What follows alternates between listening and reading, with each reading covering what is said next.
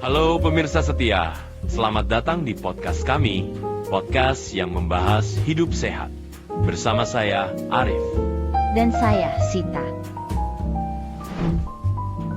Kali ini kita akan membahas topik yang sangat penting dan relevan, yaitu memahami nyeri dada. Betul sekali, Sita. Nyeri dada seringkali menjadi gejala yang menakutkan karena bisa terkait dengan berbagai kondisi medis, termasuk penyakit serius seperti serangan jantung. Tapi, kita akan membahasnya secara menyeluruh, agar pemirsa lebih paham. Namun, sebelumnya untuk para pemirsa, tolong bantu kami untuk klik subscribe dan like pada channel ini, agar kami dapat menampilkan informasi kesehatan yang lebih berkembang lagi. Ya, Arif. Mari kita mulai dari gejala awal yang sering muncul. Nyeri dada bisa dirasakan sebagai tekanan, rasa terbakar, atau bahkan nyeri tajam. Pada kasus tertentu, nyeri ini bisa menjalar ke bahu, lengan kiri, atau rahang.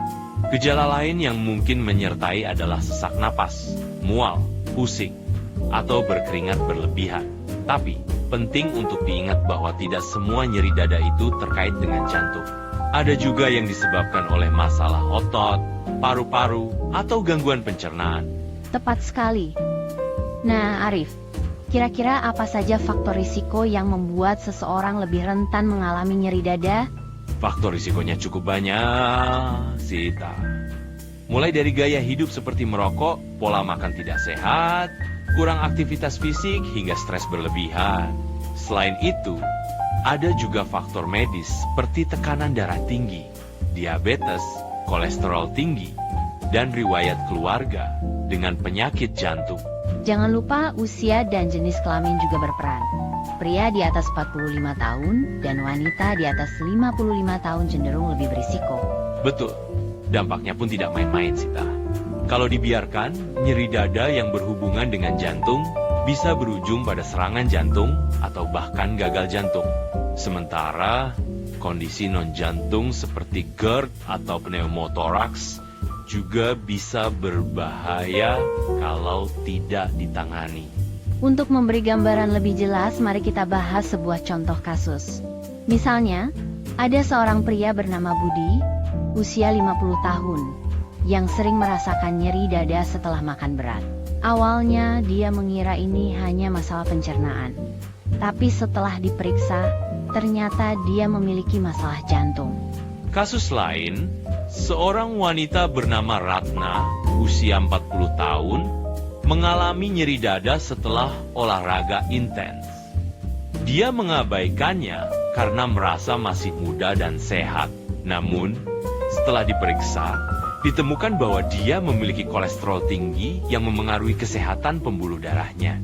Dari dua contoh ini, kita bisa lihat pentingnya deteksi dini dan memahami gejala.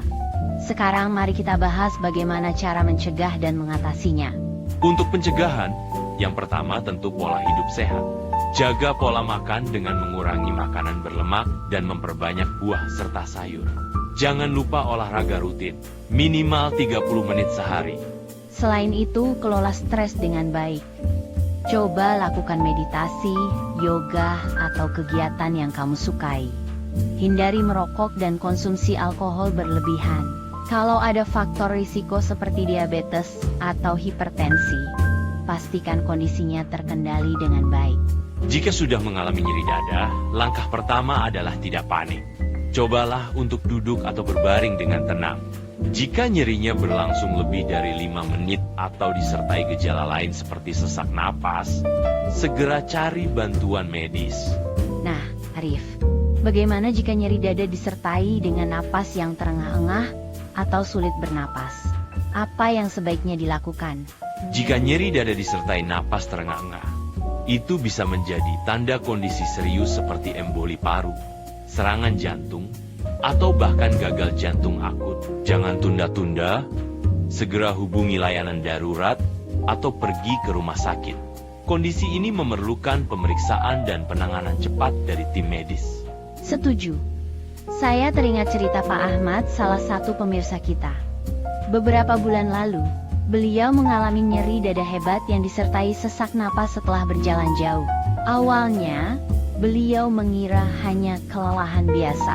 Tapi setelah diperiksa, ternyata beliau mengalami serangan jantung ringan. Syukurlah Pak Ahmad, langsung mendapat penanganan. Beliau menjalani pemasangan ring jantung dan mengikuti program rehabilitasi jantung. Sekarang, beliau sudah sembuh total dan menjalani gaya hidup yang jauh lebih sehat. Ini membuktikan bahwa dengan diagnosis dini dan pengobatan yang tepat, kondisi serius sekalipun bisa diatasi. Kisah Pak Ahmad sangat menginspirasi, ya. Untuk pendengar yang mengalami gejala serupa, jangan pernah ragu untuk memeriksakan diri. Ingat, lebih baik mencegah daripada mengobati. Tepat sekali. Selain pengobatan medis, ada juga pendekatan tradisional yang dapat membantu mencegah penyakit ini. Misalnya, penggunaan jahe dan madu. Jahe dikenal memiliki efek antiinflamasi yang dapat membantu melancarkan peredaran darah, sementara madu kaya akan antioksidan. Cara penggunaannya sederhana. Rebus 2,3 irisan jahe segar dalam segelas air selama 10 menit. Lalu tambahkan 1 sendok makan madu sebelum diminum. Untuk hasil terbaik, minuman ini dapat dikonsumsi 2 kali sehari, pagi dan malam, selama beberapa minggu. Namun, tetap perlu diingat, ini hanya sebagai pencegahan dan bukan pengganti pengobatan medis. Jika ada gejala yang mengkhawatirkan, segera konsultasikan ke dokter. Tepat sekali Arif, pendekatan ini dapat menjadi pelengkap pola hidup sehat yang kita bahas sebelumnya. Kombinasi antara gaya hidup sehat, pengobatan medis, dan penggunaan bahan alami dapat membantu menjaga kesehatan secara menyeluruh. Sebagai penutup, kami ingin mengingatkan bahwa kesehatan adalah investasi terbaik. Jangan pernah ragu untuk memeriksakan diri jika merasa ada sesuatu yang tidak biasa. Tetap sehat dan bahagia, pemirsa setia. Sampai jumpa di episode berikutnya.